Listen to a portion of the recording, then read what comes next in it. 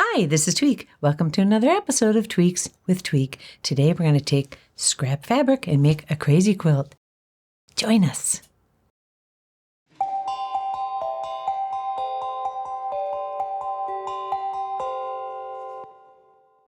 Supplies you'll need for this project are: you'll need a puncher. I use a Fiskars 1/16 inch puncher, needle puncher. You need a pair of scissors. You'll need a crochet hook. I use a size G. And you'll need some Fray check to help keep the yarn together, and all these products are listed in the links below. And let's get started. It's summertime, and working with fleece can be a little more challenging because it's so warm and soft. I find myself falling asleep underneath the project I'm working on. And I also have a bunch of scraps, and fleece is expensive. So I decided, take the scraps I had, cut them into 6x6 inch squares, punch around the squares, add an edge of crochet, and then hook them all together, and I came up with a crazy design.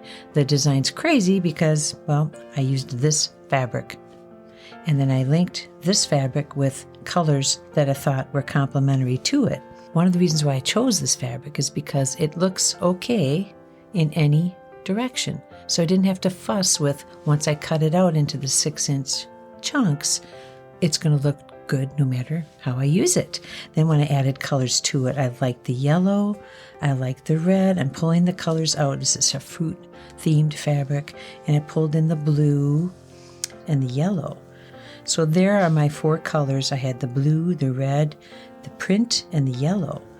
Then I had to decide how much fabric did I have, so how was I going to use it? So I made my grid for my crazy quilt, and it's going to be 11 6-inch squares long by 11 wide. That's going to be a pretty big size quilt. And I counted out, once I took my markers and I played around with different combinations of the colors, and I came up with this grid that I liked. So I know where all the colors are going to go in the pattern. And then as I stitched them together, I ran a pen up the first, then the second, then the third row. So as I stitched them together, I stayed on track because I wanted this diamond-shaped pattern in the end. So that was my way of keeping myself on track. It ended up being 61 squares of this multicolor here, and then 20 each of the other 3 colors. That's how this pattern worked out. And you can see from my rough draft, I was going to add more, but I cut back because this ends up being big enough for me, and I'm going to let it rest right there. So the reason why I chose this way was not only to use up the fabric, because little squares all add up to something lovely, and they're easy to do, and I will not fall asleep under a little 6-inch square of fleece. So once I had the squares cut out, I lined them up on my table. I wanted to make sure that the pattern I planned on was going to be the pattern that I actually ran with. So once I got it all laid out, I very carefully put all 11 stacks together and lined them up, and then followed my chart. So most important to start, the first square 1, row 1, and I put a pin there just to remind myself as I went that this is the first row. Then when I hook up the second row, I match them according to my grid. So it was a nice starting point and a reminder point to keep me on track. So I had all my squares cut out. I had them in a row as to how I was going to use them. I had stacks. I numbered each stack too. I put a little piece of paper, a piece of tape on the top that said row 1 right through row 11, so I could keep track that way as well. And here's what I did. I'll use this fabric to show you. Took a piece of square, 6-inch square, and I punched holes. Here's your puncher. Now with this fabric, solid fabric, it doesn't matter so much which side I punch into. It does matter with the print, because if I could show you quickly, there's a fuzzier side that's a little less distinct. The image is a little bit blurred. So that was another consideration as I put these together, that I wanted to keep the right sides together. So when you flip the blanket over, all the vibrant colors, the muted ones are on the back and the vibrant ones are on the front. So that was one little consideration with the print. With the solids, don't have to matter so much. Just pick a side, and I'm finding out for me 17, 18, maybe 19 punches per side. So let's see how I go. I'm using the puncher itself as a guide. I start about 1/4 of an inch from the corner, and I'm going to punch 18 times. There's 1, 2, 3. See, about 18 gets me to the other side. And I just leave the puncher where it is and count over another. Let's see. 1, 2, 16, 17. If you use that one there, that would be 18. I'm trying to get as close as I can so that when I put them together, they look more uniform. You could put more if you wanted, as long as the number of punches is pretty much equal. So when you line up your pieces, they're all going to stitch up nicely. So we go all around that piece. Got one done here. Take the crochet hook. So you're going to make a very simple knot. And then you're going to come up, put your hook through, bring it through. You got a loop there. Pull through. Now this edge I'm putting at the corner, I'm going to put 5 stitches there. Usually I would put 6, but I found that 5 worked just nicely, and it all fits into that little spot. It's really funny. So I'm going to continue that simple stitch all the way around. It doesn't take very long. One of the things about doing a little square that I found interesting is it's almost more difficult to hang on to it because there's so little fabric there, 6 by 6 inches. But they definitely do get done quicker than the 1 or 2 or 3 yard chunk of fabric. So that's nice. I'll slow this down a second. You've got 1 loop on the hook. You go through the hole that you punched, pull the yarn back through. Now you've got 2 loops on the hook. Pull the yarn through. Done. Load it up with 1 loop to do again and again. You get to a corner and you add 5 stitches into that little hole there. 2, 3, 4, 5. So in a few minutes we have already done half the square. See that? We'll keep going.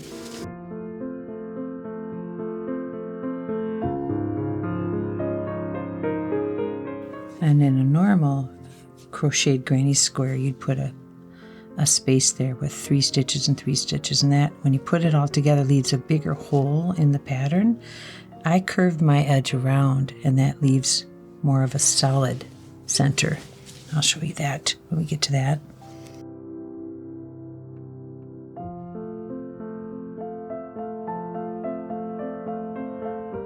Okay, we're coming up towards the end here. And just like in other fleece blankets that we have edged, I'm going to come in to the next chain, the first chain on that loop, come under, and I'm going to go 1 more just to secure it. And then I'm going to snip that piece of yarn, a little teeny tail, and then I'm going to put a simple knot in there. Then I'm going to add some Fray check, and that's just a little fuser that bonds the fibers of the yarn. It dries clear, but then I have less chance of it coming undone. I like this stuff. Fray check. So it took about a little under 5 minutes for me to do this. Now, times 160 some squares, you can see it takes a little bit of time, but it's a fun summertime project because you just go a little, set in a pile. I am certain that with all these excess pieces here, I will definitely be doing another quilt with this stuff. All right, so I like to use this side as the side where I see the chain along the top. It's easier for me to stitch these things together. If you flip this over, you'll see there's a little bit difference in the pattern. So chain side up, and I'm going to put these 2 together so that the 2 right sides are sandwiched together. Then I'm going to, this is where we hope that your stitches line up. When I was punching and I wanted to get 18 to a side, and if it doesn't match up entirely, we will fix that. It's a very simple fix. So I've got 2 pieces here, and I'm going to start in this corner here. And I'm going to catch under that knot and under this knot. Okay, That's my corner. And I'm going to stitch these two pieces together. And I'm going to stitch it with the same stitch. Make another knot here.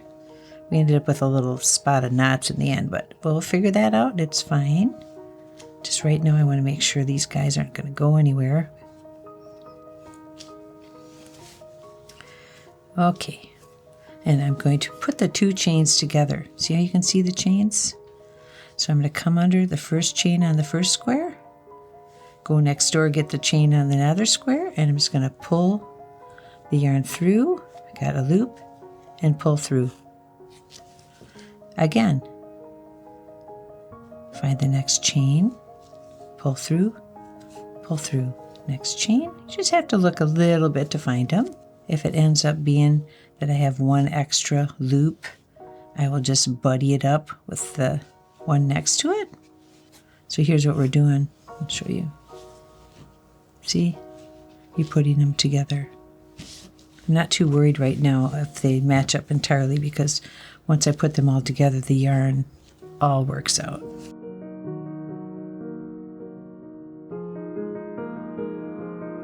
And I'm trying to see how this corner is going to match up. And that's where, if I have to do any adjusting, I will. If they don't quite match up, I will either put the hook in the same spot and go to the next chain, and that pulls them in together better. See what I did there? It helps to have the same number of punches on each side, but sometimes things don't work out that way. So there we go. I'm going to give that a snip. Pull it through. You have one knot holding these two on that side. I'm going to add some fray check to that to keep it. I like to fray check as I go. You can wait till the whole project is done and then go through and fray check everything. And then this side here, I want to take care of this as well. So I'm going to put a knot in these two. See, the knots are real tiny and they end up blending in with everything else. And that knot was secure. A little bit of fray check on each knot. And once they dry, which is just a few minutes, we will snip that off. I snip close to right above where I put the fray check. And then here's what we've got. We've got two hooked together. See that? Now, you get a whole line of these all hooked together, and you want to attach them to another line of squares, and I'll show you that quickly. It's basically the same deal. You've got a center, you've got two edges. I want to look to make sure that the chain side is up, so I put them together like a sandwich, so I know that the right sides are in. And I come to one of the corners, and I'm going to stitch all the way around, just like I did with this one. When you have a long stretch like I did of 11 squares, it takes a while, but you just go one square at a time from here to here. I want to do this right now to show you what I do in that center area. Remember when I put 5 stitches into that corner? So I'm going to count back 1, 2, or 3. I'm going to come to where I think the top of that little curve is, and I'll find the same one on that side. Okay, so I've got the two little chains hooked together in the corner, and get my yarn and start stitching them together. Here again, this is just a simple knot that I'm making. We'll add some fray check to that in the end. Okay, here we go again. This time we're going to do the same exact process. You've got your chains. And find the first chain, a second chain. It looks like a little chain to me. And pull through. And keep going.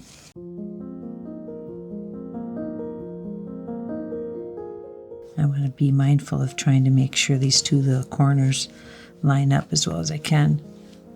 That way, when they're all together, you have some nice straight lines on your blanket.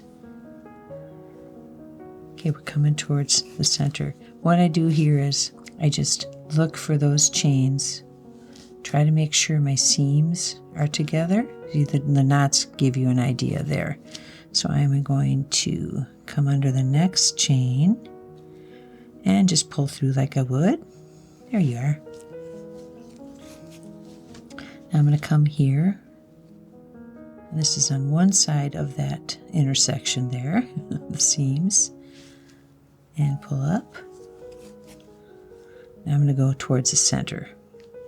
I'm just kind of diving in right there. Then I'm going to come back onto the other side of the seam.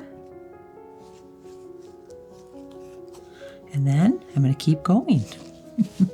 We got through the intersection. Everybody's fine.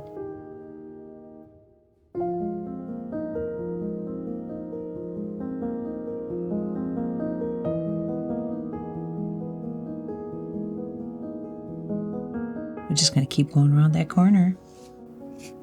1. There's the chain. There's the chain. 2. Now, I think I want to stop right there. And I'm going to. So pull that up. Give it a snip. This is when you get to start seeing the pattern that you've made. When you flip it open. See, isn't that pretty? See how you're getting that kind of a cross pattern in it? I just think that's so pretty. And the center is tight because I didn't put a corner in there. If you put a corner in there, you can do that. It's easy to do. You get more of a space in the yarn, and I wanted it to be more solid. This is just an example of how you do that. But what I would do is lay out all my squares, hook them all together in rows using my chart, and this is what I came up with, my blanket. This was row 1, and I hooked them all together. Then I added row 2, then I added row 3, and went all the way to row 11. And I wish I could have long enough arms to show you. The back side has like a bump in it from the way the stitches came out. And the front side has that pattern I was showing you, that decorative, more flat pattern. I like that. I like that it has a bumpy side and a smoother side.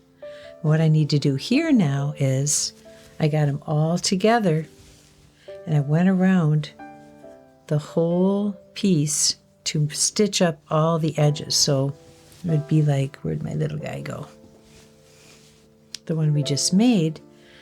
To smooth this all out, I would go around the whole blanket just to catch these little intersections and to make it all just nice and uniform. I have one more thing to do on this giant blanket, which is to go around the whole thing in my final color. So here we go. Starting in the corner with the right side up. Remember the chains, the side that's less fuzzy in its image. That's where I want to put my stitches.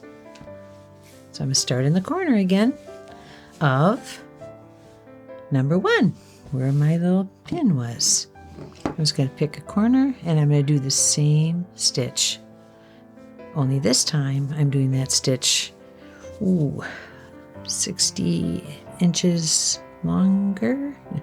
This time I'm going to go around the whole blanket and then it will be finished. But you see, you come up under, make a loop, and this will actually smooth out the blanket too. There won't be any more little bumps or where the intersections are. I'll show you. Very, very simple. Just coming up under the chain.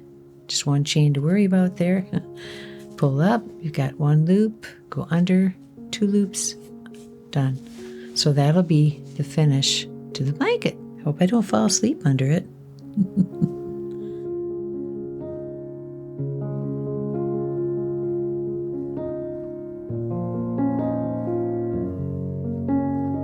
I think that's going to look beautiful.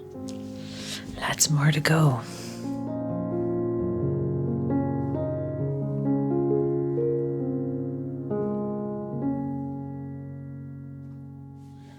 So I'm almost done going around in this complementary color.